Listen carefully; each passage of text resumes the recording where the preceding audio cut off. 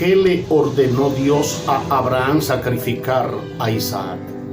Abraham, obediente a Dios en todo su caminar, pero entre todas sus pruebas ninguna había sido más fuerte y comprometedora que la descrita en Génesis 22. Dios le ordenó: toma ahora tu hijo, tu único Isaac, a quien amas, y vete a tierra de Moriah y ofrécelo allí en holocausto sobre uno de los montes que yo te diré. Génesis 22:2. Era una petición sorprendente, porque Isaac era el hijo de la promesa. ¿Cómo respondió Abraham? Con obediencia inmediata. Muy temprano a la mañana siguiente, Abraham se puso en marcha con 2 sirvientes, un asno y su amado hijo Isaac, junto con la leña para la ofrenda. Su incuestionable obediencia al confuso mandato de Dios le dio a Dios la gloria que Él merece, y es un ejemplo para nosotros de cómo debemos glorificar a Dios. Cuando obedecemos como lo hizo Abraham, confiando en que el plan de Dios es el mayor escenario posible, enaltecemos sus atributos y lo alabamos.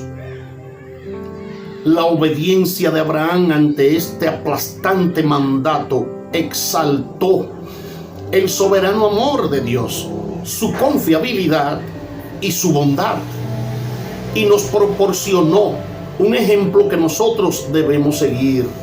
Su fe en el Dios que había llegado a conocer y a amar colocaron a Abraham en el panteón de los héroes fieles en Hebreos capítulo 11. Dios usó la fe de Abraham como un ejemplo para todos los que vinieron después de él, como la única forma de salvación. Génesis 15:6 dice: y creyó a Jehová y le fue contado por justicia. Esta verdad es la base de la fe cristiana, como se reitera en Romanos capítulo 4 verso 3 y en Santiago capítulo 2 verso 23. La justicia que le fue imputada a Abraham es la misma justicia acreditada a nosotros cuando recibimos por fe el sacrificio que Dios proveyó por nuestros pecados, o sea, a Jesucristo. Sí, a Jesucristo, el que no conoció pecado, por nosotros lo hizo pecado, no pecador, pecado, para que nosotros fuésemos hechos justicia de Dios en él. Segunda a Corintios 5:21. La historia de Abraham en el Antiguo Testamento es la base de la enseñanza de la expiación en el Nuevo Testamento. La ofrenda sacrificial del Señor Jesús en la cruz por el pecado de la humanidad. Jesús, muchos siglos después de Abraham, dijo: Abraham vuestro padre se gozó de que había de ver mi día, y lo vio y se gozó. Juan 8:56. Veamos enseguida algunos de los paralelos entre las dos narraciones bíblicas. En el verso 2 dice: toma ahora tu hijo, tu único Isaac. Pero también la Biblia dice en Juan 3:16: porque de tal manera amó Dios al mundo que ha dado a su hijo unigénito. También en el verso 2 allí vemos que dice: y vete a tierra de Moriah y ofrécelo allí en holocausto. Pero en Hebreos 13:12 también vemos, refiriéndose a Jesús, se cree que esta área es donde fue construida muchos años después la ciudad de Jerusalén, donde Jesús fue crucificado, fuera de los muros de esa ciudad.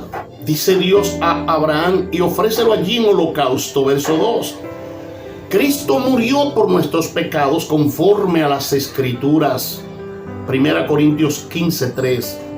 Y tomó Abraham la leña del holocausto y la puso sobre Isaac su hijo. Verso 6. Y en Juan 19:17 nos dice, y él cargando su cruz. Luego en el verso 7 nos dice también, ¿dónde está el cordero para el holocausto?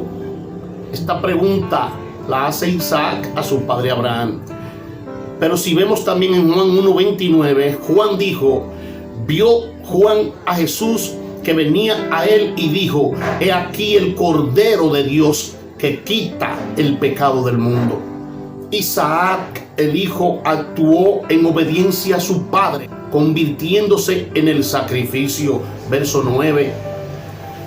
Jesús oró también diciendo, Padre mío, si es posible, pase de mí esta copa, pero no sea como yo quiero, sino como tú. Mateo 26:39. Y si hablamos de resurrección, Isaac como figura, fue figura de resurrección, evitándose allí, levantándolo de aquel holocausto ya preparado a ejecutar. Y Jesús también, hablando de resurrección como realidad, por la fe, Abraham cuando fue probado ofreció a Isaac, y el que había recibido las promesas ofrecía su unigénito, habiéndole dicho, en Isaac te será llamada descendencia, pensando que Dios es poderoso para levantar aún de entre los muertos, de donde, en sentido figurado, también le volvió a recibir. Hebreo 11:17-19. Jesús verdaderamente que fue sepultado y que resucitó al tercer día, conforme a las Escrituras. 1 Corintios 15:4. Todo el tiempo se verá esta historia como un evento muy interesante. Solo hay una escena en la que en toda la historia de la humanidad sobrepasa a esta, y es cuando Dios Padre entrega a su Hijo Jesucristo, a su propio Isaac, a una muerte en la cual no habría sustituto. Para Isaac hubo sustituto, pero para el lugar de morir en la cruz tuvo Cristo que cumplir, porque no sustituiría eso nadie. La vida es como una montaña rusa llena de altibajos, de cumbres y valles, de buenos tiempos y de no tan buenos. Abraham ya tiene más de 100 años. El hijo prometido ya había nacido. Él y Sara estaban felices. Y justo cuando Abraham creía que ya podía vivir una vida tranquila y cómoda, se tiene que enfrentar a la crisis más grande de su vida. Nunca seremos demasiado mayores para no enfrentarnos a nuevos desafíos, a nuevas batallas y a nuevas verdades. Cuando dejamos de aprender, dejamos de crecer, y cuando dejamos de crecer, dejamos de vivir. La prueba más fuerte en la vida de Abraham es después del nacimiento de su Isaac, su único hijo, del hijo prometido, del hijo que le había traído tanta alegría, tanta bendición. Déjeme decirle que grandes pruebas vienen después de las grandes bendiciones. La prueba era real, era verdadera. Dios quería probar la fe y la obediencia de Abraham.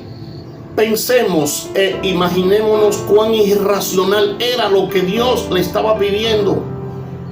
Isaac era el hijo único de Abraham, y el futuro del pacto descansaba sobre él.